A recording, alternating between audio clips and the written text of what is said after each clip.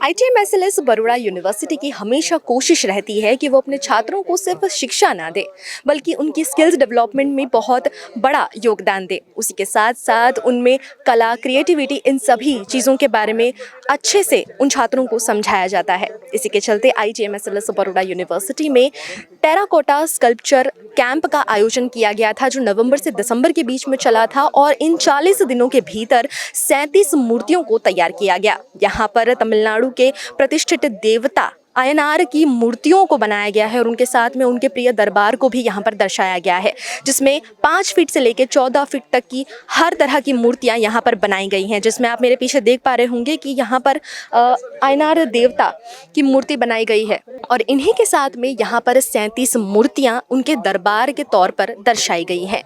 ITMSLS Baroda university में 20 नवंबर 2024 से 28 दिसंबर तक टेराकोटा स्कल्पचर कैंप का आयोजन किया गया था।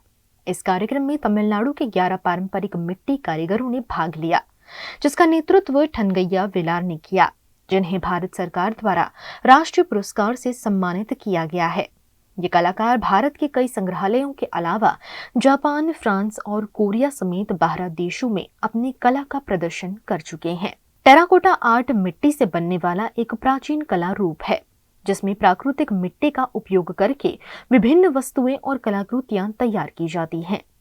टेराकोटा शब्द का अर्थ है बेक्ड अर्थ, यानी पकाई हुई मिट्टी। इसे आकार देकर, सुखाकर और भट्टी में पकाकर तैयार किया जाता है। टेराकोटा आर्ट की यह सुंदर कला ITM यूनिवर्सिटी में दिखाई दी, जिसे लोगों ने काफी पसंद किया।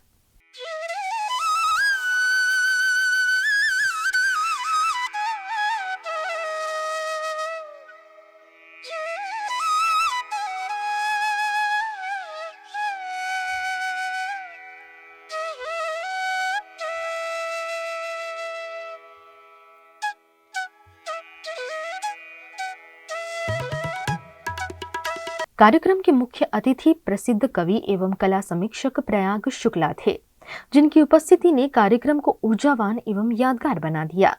इस तरह के कार्यक्रम हमें ये जानकारी देते हैं कि हमारे भारत में कितने तरह की कलाकारियाँ हैं, कितने तरह की पारंपरिक चीज़ें हैं, जिसके बारे में हमें आज भी नहीं पता है। इस खास मौके पर चीफ गेस्ट के तौर पर प्रयाग शुक्ला जी मौजूद रहे हैं और उनसे हम जानेंगे कि ITM की तरफ से ये जो कोशिश है टेराकोटा जो स्कल्पचर्स हैं वो लोगों तक पहुँचाया जा रहा है, इसके बारे में जानकारी दी जा रही है। तो सबसे पहले इस कोशिश के बारे में उनका क्या कहना है? ये बहुत सुंदर कोशिश है, बल्कि इसको मैं कोशिश भी नहीं कहूँगा, ये बहुत सुंदर तरीके से की गई एक अर्चना है। वो खाली इनकी नहीं, अयनार देवी देवताओं की स्वयं कला की, क्योंकि कला का बीज एक ही है। अभी रमाशंकर जी बहुत सुंदर बात कह रहे थे कि जो आधुनिक समकालीन है और ये जो लोक और आदिवासी कला है, परंपरागत कलाएँ हैं, इनमें हम कोई भेद न करें। अक्सर हम भेद करने लगते हैं कि जैसे वो आज का जो है आधुनिक है, समकालीन है, कुछ बड़ा है, उसको बड़ी जगह दे देते हैं और उनको कुछ पिछड़ा सा मान लेते हैं। ये आगे हैं, ये पहले के हैं, ये परंपरा है, ये सृजन है वास्तविक। तो ये जो कोशिश यहाँ हो रही है, जो भी नाम उसको आप दें, उद्यम हो रहा है, कोशिश हो रही है, अर्चना हो रही है, पूजा हो रही है, puja in good sense of the term, वो बहुत सुंदर चीज़ है। आप कवि भी हैं, कला प्रेमी भी हैं, तो इस मौके पे अगर कला के चलते कुछ 2 पंक्तियां अगर आप कहना चाहें तो? कला की तरफ से तो कला पर लिखता रहा हूँ, 60 साल हो गए, कला देखता रहा हूँ देश दुनिया में। हमारे जिनसे हमने बहुत सीखा है, स्वामीनाथन जी का एक इंटरव्यू किया था, उन्हीं की बात कह देता हूँ। तो मैंने उनसे पूछा था कि कला और प्रकृति का संबंध क्या है। अब बहुत गहरा सवाल है। इसका जो उन्होंने उत्तर दिया है वो सुनकर आप चकित नहीं होगे, आप खुश हो जाओगे कि अच्छा हाँ, ये तो उत्तर हमको मालूम था, लेकिन इस तरह से नहीं मालूम था। उन्होंने कहा अगर प्रकृति कला के आईने में के सामने खड़ी हो जाएगी तो उसको अपना चेहरा नहीं दिखाई पड़ेगा। मतलब वहाँ का बना हुआ पेड़ कुछ और लगेगा कलाकार के हाथों का, वहाँ जो कुछ भी बना होगा प्रकृति में नहीं होगा। हम भी तो प्रकृति का हिस्सा हैं। अब ये देखिए मनुष्य आकृतियों से मिलते जुलते, लेकिन ये अलग हैं।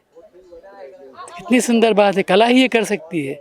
अगर ये सृष्टि किसी की है जो कि है, वैसे कलाकार की सृष्टि भी है जो केवल उसी की है।